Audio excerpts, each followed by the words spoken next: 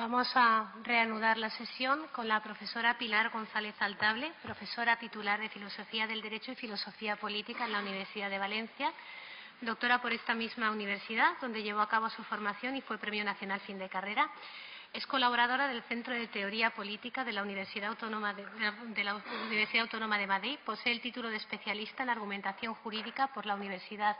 de Alicante. Ha trabajado en temas sobre filosofía jurídica y política contemporánea, teoría de la democracia y derechos humanos, teoría de la justicia, liberalismo y utilitarismo. Ha publicado diversos trabajos en revistas especializadas como Liberalismo versus Comunitarismo, Democracia y Deliberación Pública desde la perspectiva rawlsiana, Democracy, Liberty and Political Tolerance, y es autora de la obra John Rawls, una concepción política y liberal de la justicia. Ha colaborado en varios colectivos, entre otros Teorías Políticas Contemporáneas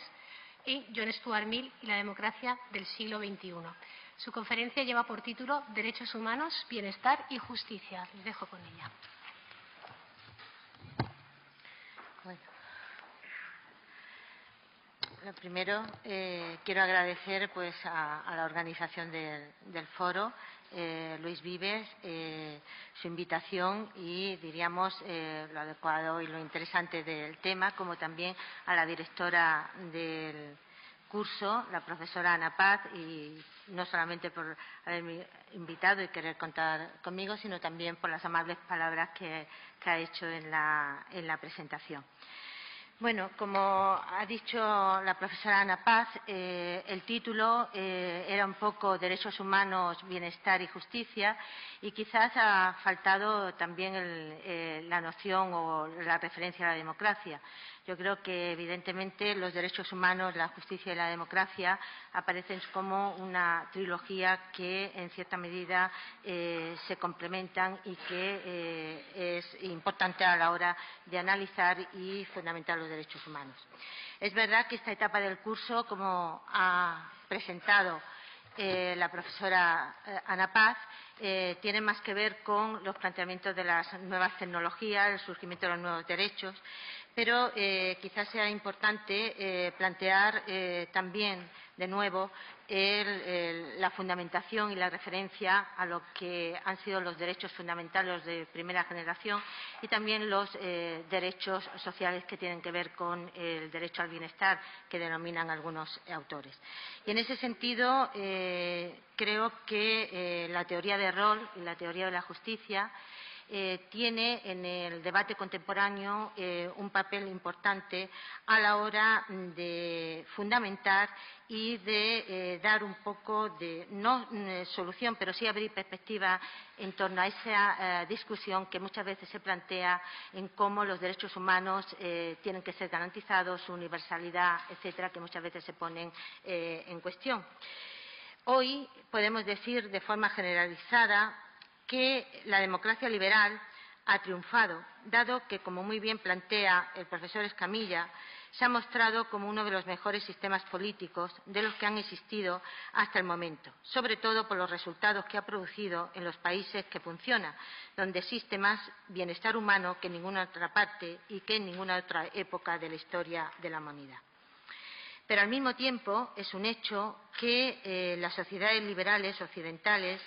están acosadas por una multitud de problemas sociales cuyo curso, de acuerdo con muchos críticos, tanto desde dentro como desde fuera del pensamiento liberal, se vincula en última instancia a una cultura del individualismo y a una descomposición de los valores comunes de la que el pensamiento liberal por sí mismo es responsable, como nos plantea Scheffler. La mayoría de las críticas van encaminadas a poner en tela de juicio la fundamentación individualista del modelo liberal de sociedad, en la medida en que ella no puede explicar la adhesión de los sujetos aislados al ideal democrático común. Mas una concepción democrática de la sociedad no postula la unidad, sino que, por el contrario, acepta la división, las contradicciones, la pluralidad.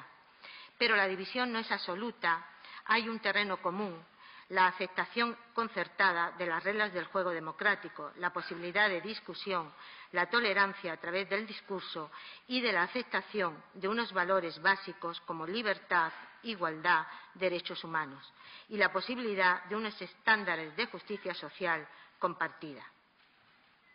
En este contexto, la obra de Roll se nos presenta como un intento de justificación de las normas básicas de justicia que posibiliten considerar a los regímenes democráticos constitucionales propios de las sociedades democráticas liberales occidentales regímenes bien ordenados. Las sociedades donde los derechos humanos fundamentales, libertad, igualdad, bienestar, son garantizados por los principios de justicia.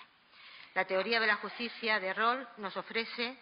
en ese sentido, una idea de sociedad justa donde las libertades se realicen y donde las desigualdades no puedan responder a ningún criterio o rasgo discriminatorio y, si existen, tendrán que justificarse en un contexto racional y público desde un punto de vista de la justicia. Por tanto, a la hora de reflexionar sobre los derechos humanos, es inevitable la referencia a Roll por la relevancia de sus planteamientos para una sociedad justa y democrática, como plantea Paulina Morales. En Teoría de la Justicia, Rawls plantea que cada persona posee una inviolabilidad fundada en la justicia, que incluso el bienestar de la sociedad como un todo no puede arrollar. Es por esta razón por la que la justicia niega que la pérdida de libertad para alguno sea correcta por el hecho de que un mayor bien sea compartido por otros. No permite que los sacrificios impuestos a unos sean sobrevalorados por la mayor cantidad de ventajas disfrutadas por muchos. Por tanto, en una sociedad justa, las libertades de igual ciudadanía se toman como establecidas definitivamente. Los derechos asegurados por la justicia no están sujetos a regateo político ni el cálculo de intereses sociales. En este contexto, dice Morales, hace referencia a elementos clave para la reflexión sobre los derechos humanos, tales como la primacía de la libertad, la inviolabilidad de la persona humana, la protección de los derechos por la justicia. Por tanto, Rawls nos va a proporcionar una concepción política y liberal de la justicia cuyo objeto son las instituciones sociales básicas, partiendo de una idea de persona y de la sociedad como una empresa cooperativa para el beneficio de todos, y elaborando un método contractual que le permita justificar racionalmente esos principios de justicia. El ideal de persona del que parte Rawls es una persona moral, racional, razonable, libre e igual. Y en ese sentido y en esa definición que Rawls está planteando de la persona, hay que entender que estas características son dimensiones y en ese sentido, cuando él plantea que la persona es moral, lo que está reconociéndole es esa capacidad para un sentido de la justicia, por tanto, para reconocer y darse normas y seguirlas, para plantearse cuáles son sus fines últimos, sus bienes últimos, y al mismo tiempo también para darse esa concepción general del bien. Cuando él plantea que la persona es racional y razonable, le está también reconociendo la dimensión de ser capaz de establecer cuáles son los medios mejores para conseguir sus objetivos, pero al mismo tiempo reconocerle esa dimensión de reconocimiento de reciprocidad y de posibilidad de cooperar con otros en el ámbito de la sociedad. Por tanto, lo racional y lo razonable en el planteamiento rawlsiano se complementan. Y cuando plantea que la persona es libre y es igual, en ese sentido, Rawls aquí el concepto de libertad, que muchas veces el término que utilizan, freedom o liberty, engloba en cierta forma dos nociones, autonomía y libertad, en el sentido que la libertad se plantea como ese derecho, la persona es autónoma en cuanto a un agente normativo y un agente que es capaz de someterse, diríamos, a las reglas que él mismo da, ¿no? Por tanto, autonomía y libertad aparecen como dos dimensiones importantes dentro de la concepción de persona de Rawls. Además, hay que señalar que para Rawls la persona se presenta también como un sujeto de derechos, responsable, fuente originaria de demanda, capaz de darse y seguir principios de justicia que fijen el umbral de derechos y deberes básicos, irrebasables por los individuos en el establecimiento de sus fines últimos. consciente de que la cooperación debe ser una cooperación justa y equitativa, lo cual implica incorporar también la idea de reciprocidad, como en parte hemos ya apuntado. Todos los que participan en esa cooperación deben beneficiarse mutuamente de la misma. En ese sentido, diríamos que esta concepción de persona se completa también con la otra idea de que la sociedad debe ser una empresa cooperativa para el beneficio mutuo. En ese sentido, aparece y reintroduce rol algo que vamos a ver no solamente en rol, sino también en otros contractualistas contemporáneos, en el cual se plantea, diríamos, la idea de que la plusvalía cooperativa debe ser distribuida en base a lo que la justicia requiere. Por tanto, diríamos que este planteamiento del contractualismo liberal de Rawls, Gautier y otros, lo que te están también planteando e incorporando claramente el papel de la justicia social y el papel de una justicia distributiva. Por tanto, es evidente que de la cooperación social se traducen beneficios y todos tienen un derecho a participar en esa plusvalía que se produce. Todo ello le lleva a Rawls a elaborar una concepción política de justicia cuyos principios tienen como objetivo garantizar los derechos para todos los individuos y que la distribución de ese beneficio cooperativo sea justa. Para ello, Rawls va a elaborar una concepción política de justicia que se compone prácticamente o totalmente de dos principios. El primer principio de justicia, que él denomina o que podamos denominar como el principio de igual libertad, y donde, diríamos, se trata de distribuir igualmente lo que él llama el sistema de libertades básicas. Y en ese sentido es por lo que vemos que realmente la teoría de la justicia de Rawls guarda relación con lo que podríamos decir la generación o la fundamentación de los derechos humanos. En ese sentido diríamos que los derechos de la primera generación, las libertades básicas, los derechos políticos, de participación política, etcétera, vienen reguladas por ese primer principio de la justicia. Y Rawls plantea que este principio de la justicia debe, diríamos, desarrollar una distribución igual de ese sistema de libertades básicas. Este principio plantea o lo define Rawls de la siguiente manera. Cada persona ha de tener un derecho igual al esquema más extenso de libertades básicas iguales, que sea compatible con un esquema semejante de libertades para los demás. Teniendo en cuenta cómo define Rawls la libertad, es evidente que los derechos llamados de primera generación tienen una cierta analogía con este principio. Dentro del planteamiento rawlsiano, el razonamiento en favor del primer principio de justicia está alojado en la concepción de persona defendida por Rawls y la prioridad dada a la libertad. En este sentido, podemos decir que la significación del primer principio de justicia está primordialmente determinada por el contenido del mismo, las libertades básicas y su prioridad. De esta forma, el primer principio de justicia se establece como el patrón de conducta a seguir por la estructura básica de la sociedad, en la distribución de los derechos y libertades básicas, contribuyendo así a facilitar el ordenamiento y la cooperación social entre individuos morales, libres e iguales que consideran a su libertad como algo inalienable. Este principio, el principio de igual libertad, incorpora también la exigencia de igualdad propia de los ciudadanos de una sociedad democrática, al exigir una igual distribución del sistema de libertades básicas. Para Rawls, la significación más importante del primer principio de justicia es la exigencia de que las libertades básicas, su prioridad y valor equitativo deben ser garantizados, presupuestas por todas las disposiciones constitucionales y perfectamente especificadas en la etapa legislativa por la que pasa toda democracia constitucional, a fin de garantizar el rango de aplicación de cada libertad y constituirse en una democracia constitucional justa. El principio de la libertad se realizará en la sociedad una vez abandonada la etapa de la posición original, a través del principio de igual participación. Este principio es el principio de igual libertad aplicado al procedimiento político definido por la Constitución.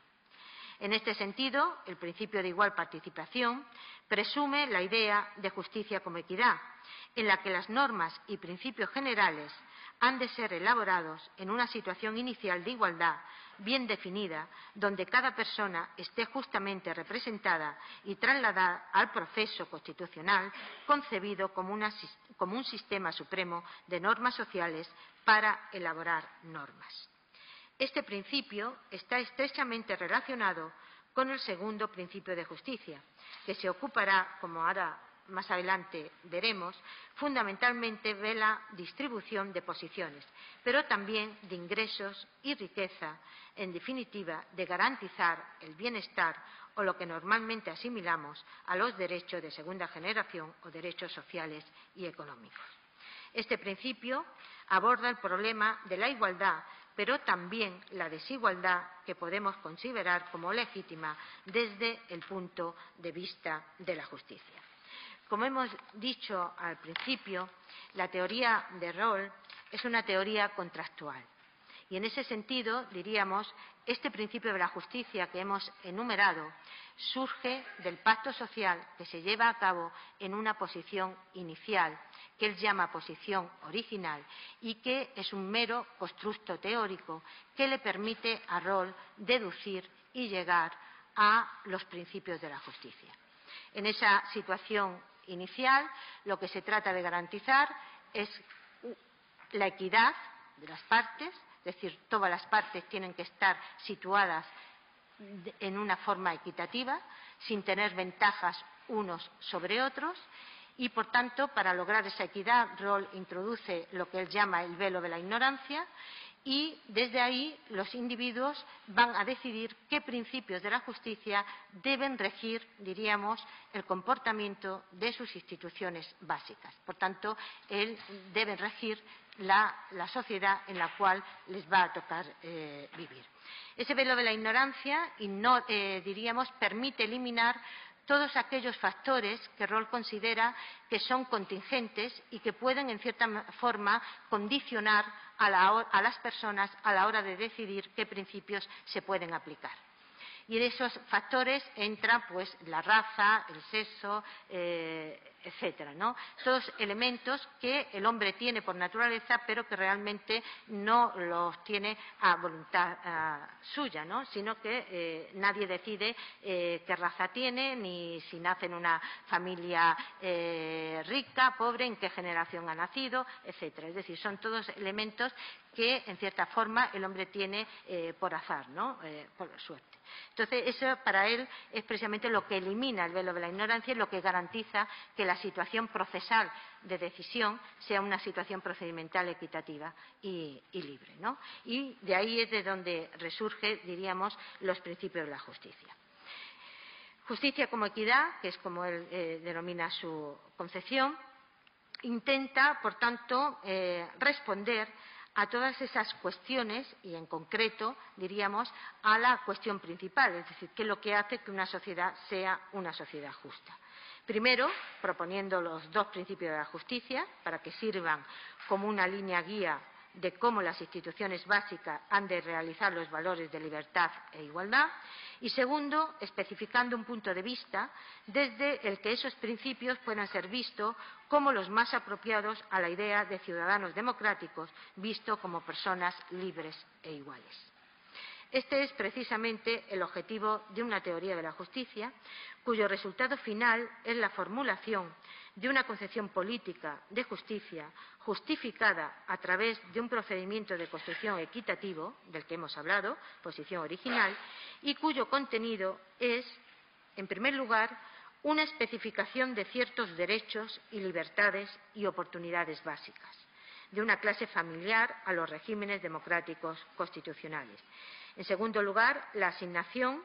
de una prioridad especial a aquellos derechos, libertades y oportunidades, especialmente con respecto a las demandas de un bien general y de valores perfeccionistas. Y, en tercer lugar, medidas que aseguren a todos los ciudadanos los medios necesarios para hacer un uso efectivo de las libertades básicas y oportunidades. De esta forma, los dos principios de la justicia expresan una forma igualitaria de liberalismo en virtud de tres elementos. Primero, la garantía de un equitativo valor de las libertades políticas, de forma que no sean meramente formales. En segundo lugar, igualdad equitativa de oportunidades, de nuevo, no meramente formal. Y, en tercero, el llamado principio de la diferencia, que dice que las desigualdades sociales y económicas alcanzadas a través de oficios y posiciones han de ser ajustadas de tal forma que, sea cual sea el nivel de esas desigualdades, mayores o menores, han de contribuir al mayor beneficio de los menos aventajados de la sociedad. En este sentido, la intención de justicia como equidad es práctica. Justicia como equidad se presenta a sí misma no como una concepción de justicia verdadera, sino como una concepción de justicia que pretende servir como base de un acuerdo político voluntario e informado. Su intención práctica es, por tanto, proporcionar las bases de justificación pública del acuerdo constitucional en una democracia. Mas, para alcanzar semejante razón compartida, la concepción de justicia debería ser, tanto como sea posible, independiente de doctrinas religiosas, morales y filosóficas opuestas y a veces encontradas. En ese sentido, la justicia como equidad nos proporciona el primer principio de igual libertad, del que hemos hablado, y el segundo principio, que es precisamente el que tiene que ver con, diríamos, la distribución equitativa de oportunidades y el justificar las desigualdades desde el punto de vista de la justicia. En ese sentido, diríamos que ese segundo principio, y sobre todo lo que Rawls llama el principio de la diferencia, tiene o guarda relación, en mi opinión, con la derivación de lo que podríamos decir lo que se denominan los derechos sociales y económicos o los derechos de bienestar. En el sentido de que el principio de la diferencia va a tener como objetivo fundamental el lograr una distribución justa de los bienes, el garantizar un mínimo aceptable de forma que los individuos, las personas morales, libres, iguales, puedan desarrollar lo que es el objetivo de su vida, es decir, su plan racional de vida. Por tanto, en ese sentido, y como veremos, el principio de la diferencia, en cierta medida, va a señalar que es imposible que podamos considerar una sociedad como una sociedad justa si en ella encontramos índices de pobreza. En el sentido de que, aunque la cuestión básica de justicia y la distribución del bienestar y de la plusvalía cooperativa no es una cuestión, diríamos, de esencias constitucionales, es decir, no tiene que ver directamente con lo que es las libertades básicas y fundamentales, sí que plantea Rawls que a nivel constitucional y a nivel normativo hay que garantizar, o el principio de la diferencia exige, que se garantice un mínimo razonable, de forma que todo el mundo pueda realizar su plan racional de vida. En ese sentido, por tanto, el segundo principio, Rawls lo enuncia de la siguiente manera: las desigualdades sociales y económicas han de ser permitidas de modo que a. se espere razonablemente que sean para la ventaja de todos y b. sean alcanzadas a través de posiciones y oficios abiertos a todos. Para Rawls, cada uno de esos principios se aplican a partes diferentes de la estructura básica de la sociedad y ambos están comprometidos no solamente con los derechos y libertades básicas y oportunidades, sino también con las demandas de igualdad. Yo diría que están comprometidos con las exigencias de justicia social que defiende un mínimo de forma que todos puedan realizar su plan racional de vida. A través del principio de la diferencia, Rawls trata de armonizar el par igualdad-desigualdad, partiendo de una prioridad de la libertad y considerando que el problema central de la justicia consiste en lograr una distribución justa de las cargas y beneficios derivados de la cooperación social. La igualdad se nos presenta como el límite de las desigualdades sociales y económicas. Las desigualdades se admiten como justas siempre y cuando contribuyan a hacer posible un igual ejercicio y mejora de los derechos fundamentales y expectativas de vida de todos. La dicotomía igualdad-desigualdad se supera al presumirse la desigualdad como un medio para la consecución de una plena realización de la igualdad defendida por el primer principio de justicia. Con esta regulación de la desigualdad a través del principio de la diferencia, Rawls abre el camino para superar el supuesto paretiano de que una vez que se alcanza un óptimo en la distribución es imposible elevar las expectativas de algunos sin disminuir en algo las expectativas de otros, hasta que se alcance el próximo óptimo paretiano. Para Rawls, desde el punto de vista de la justicia, una sociedad bien ordenada debe garantizar que las mejoras en las expectativas de unos individuos repercutan positivamente en el resto de los miembros de la sociedad y, más concretamente, en el peor situado. En este sentido, el principio de la diferencia está comprometido con la libertad y la igualdad, pues trata de regular las desigualdades de forma que trabajen en favor de la igualdad en el ejercicio de los derechos y libertades fundamentales, garantizadas por el primer principio. Las libertades básicas conforman un sistema de libertad igual para todos, pero la capacidad de que cada individuo tiene de ejercitarla depende de toda una serie de factores contingentes que son precisamente los que trata de regular el principio de la diferencia. Este principio, por tanto, no se dirige directamente a la libertad, sino a lo que Rawls llama el valor de la libertad. Y de esta forma completa la aplicación de los principios de la justicia a todos los bienes primarios básicos, que para Rawls son la libertad, los derechos, los ingresos, el poder y la dignidad.